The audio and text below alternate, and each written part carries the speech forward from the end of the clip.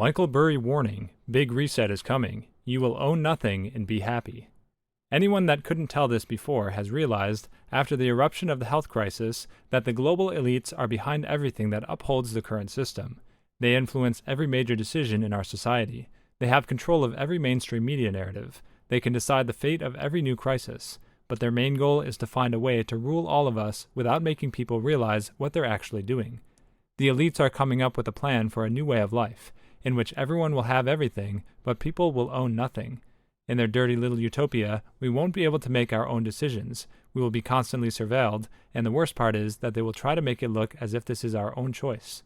Today we're going to talk all about what is the logic behind, in 2030, you'll own nothing and be happy about it. So watch the video till the end, because today's video is going to be the bomb. Welcome to Michael Burry Secrets, your daily dose of Michael Burry. If you're interested in everything around Burry, this is the place for you. Subscribe if you want to stay updated with all the Michael Burry secrets, predictions, and stay one step ahead in the financial world. Watch the video till the end, and make sure to hit the like button if you want to be a millionaire within the next 3 years. Don't forget to enable all notifications to join our weekly cash giveaway pinned in the comments. Now let's get to our topic. You'll own nothing, and you'll be happy about it. That is an adamant one. Since the early humans, we wanted to own something, either a cave, a land, a flock of animals, tools, furnitures, a house, etc. Humans wanted to own, like how animals mark the borders of their territory. Perhaps this is an instinct we cannot resist. It gives us the feeling of security and stability amidst the volatile, unclear, complex, and ambiguous life characteristics. Owning is like leaning our back to a stone when fighting with an enemy. We avoid our basic fears and create a comfort zone. However, since the end of the gold standard and the start of a global money printing experiment at a global scale in 1971, while strengthening the US dollar's global reserve money status, citizens of the world have become the victims of an endless debt cycle. In this system, you can print more money than the amount of gold and silver in stock, which creates inflation and more debt. The lands, mortgages, and other financial tools gave you the riches of the old kings and aristocrats, but at the expense of stealing your freedom. The current system created economic slavery, a different version of the post-Renaissance slavery that came with the colonization of underdeveloped cultures and nations by the technologically and financially developed countries. The more you buy with debt, the worse and longer slavery is in modern times. This 2030 prediction pointing to the end of ownership means buying everything with more debt. Moreover, if everyone will rent everything, from homes to furniture, computers to clothes, there will still be some owners of these goods and services. They will surely be the giant corporations that exist today, or will be a part of our lives soon. What if they do not let you rent anymore or increase the prices?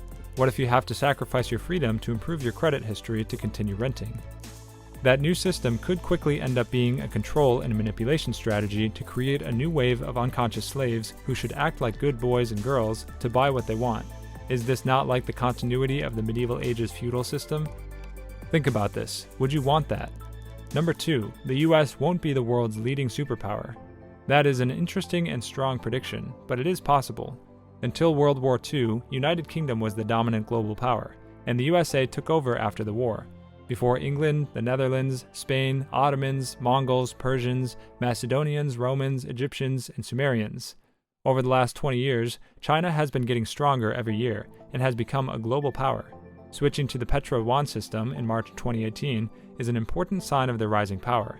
By 2030, China is expected to dominate the AI industry and have the world's second biggest GDP. They have a lot of cash and are buying companies, mines, and properties worldwide to position them to be a global player. The world is currently a politically unipolar arena, but it is becoming a multipolar arena. After the collapse of the Soviet Union's socialist republics, Russia has transformed its financial status and pursued its global goals. European Union has become more significant, but still depends on the US for military power against Russia. Brexit is a threat that can spread to other countries. However, Germany still continues to be the dominant power in the EU and is becoming a global player each day. The world is becoming a multipolar arena for sure. Number 3, you won't die waiting for an organ donor. They will be made by 3D printers. 3D technologies are becoming more available and less expensive each year. We have started printing essential parts, meat, food, tools, buildings, and even some organs. Who knows what's next? I'm sure that it would be possible to print even the human body in the future. Imagine a future world where it would be possible to print any human organ and transplant it to the patient. We do not need donors anymore. That means no one will suffer waiting for an organ or an organ not matching the patient. That would be wonderful if only that technology could be available to everyone instead of the wealthy elite. Western values will have been tested to the breaking point. Checks and balances that underpin our democracies must not be forgotten. Imagine 1 billion people moving from various parts of the world to another. Add the pressure of finding clean water and feeding 8 billion people despite global warming. Consider the complexity of trade wars in a multipolar world to control limited resources such as petrol, money, water, food, fertile lands, and strategic logistics corridors. All these and much more can create utmost tension, triggering regional fights, battles, and wars either on the field or on the cyber arenas or strategically behind the scenes. Some people say that World War III has already started and we are in it. Yet this is a new type of war, as if to prove Sun Tzu correct. The best commander is the one who wins without fighting. In such a chaotic world, all our ideals, well-designed art, democratic rules, high standards, moral values, will be tested in extreme conditions. It's easy to respect each other when you have a good income, a lovely house, 2 cars, good education for your children, in a civilized city with clear rules and regulations, with most of the people adhering to them. Such a balance means stability and predictability that gives comfort to any human. Anyone would feel uncomfortable and take action to protect herself and the loved ones, like a mother bird watching her children. In such turbulent times comes the mega changes in history. The tolerance and mutual understanding in such times drop significantly, and people switch to survival mode. That kind of tough times drop all the masks and unveil the real face of everyone, the people around you, your inner circle. You may even find yourself challenging your truest intentions and faith. Look at the pandemic's effects and the economic crisis within the first 3 quarters of the year. Protests increased. People rallied on the streets, and people with opposing ideas quarreled and fought.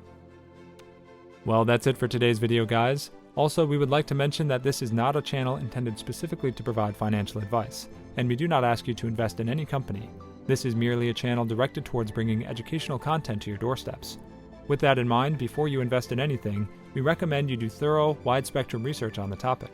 And make sure to subscribe and give us a thumbs up. See you next time on Michael Burry Secrets. Bye!